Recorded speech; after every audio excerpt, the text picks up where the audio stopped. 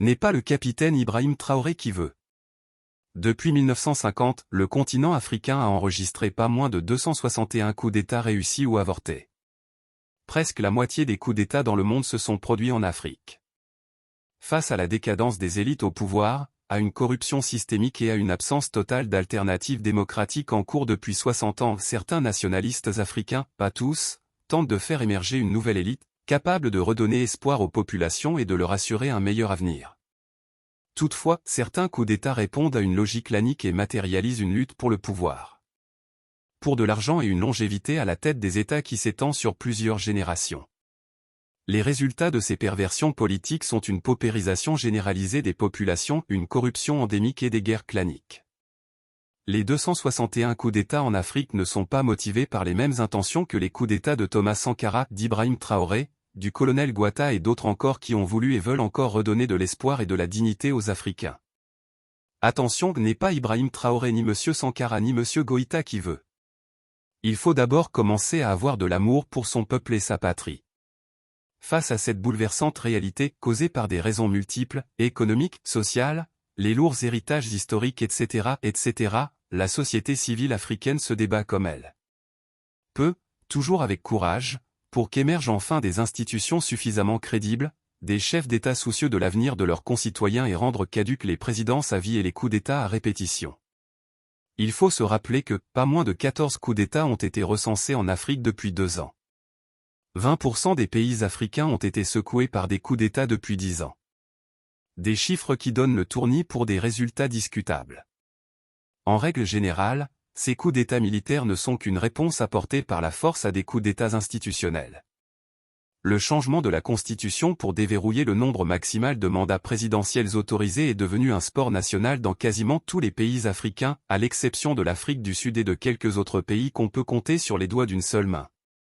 Des chefs d'État qui sont au pouvoir depuis 20, 30, 40 ou 50 ans. Ce ne sont plus des chefs d'État mais de véritables despotes et de petits roitelets au rabais, à la solde d'un maître étranger, qui tire les ficelles dans l'ombre.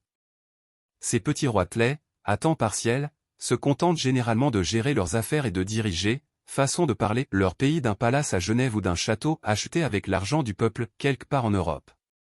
Beaucoup de chefs d'États africains, élus démocratiquement en bourrant les urnes, transmettent le pouvoir à leurs descendants, élus eux aussi de façon démocratique. Autre le Gabon où les Bongos étaient au pouvoir depuis 55 ans. Paul Biya au Cameroun, 41 ans. Robert Mugabe au Zimbabwe, 30 ans. Omar el-Béchir au Soudan, 30 ans. Bouteflika en Algérie, 20 ans et bien d'autres encore. Il est très difficile de les citer tous. Regardons ce qui se passe en ce moment au Soudan. Après 30 longues années de dictature de Omar el-Béchir, une lutte fratricide entre deux généraux est engagée, pour la prise de pouvoir a fait au moins 5000 morts. Quel être humain pourvu d'un minimum de bon sens peut-il tolérer indéfiniment cet état de fait? Il doit y avoir une fin à tout. On se rappelle du geste, joint à la parole, du président burkinabé Ibrahim Traoré à Saint-Pétersbourg en face du président Poutine, la patrie ou la mort. Ce n'était pas un slogan. C'est une profession de foi d'un dirigeant de 34 ans. Alors, comment faire la distinction entre le bon coup d'État et le mauvais coup d'État? C'est très facile.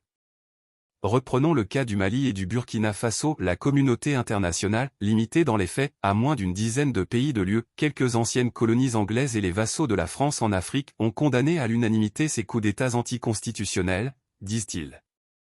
Quant aux Américains, experts en relations internationales, ils réajustent systématiquement leur politique, en fonction des dirigeants en place.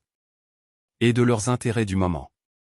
Dans l'expectative, après le putsch au Niger, les Américains ont simplement nommé une nouvelle ambassadrice, en appelant à un règlement pacifique du problème et en attendant tranquillement la suite des événements pour ne pas insulter l'avenir.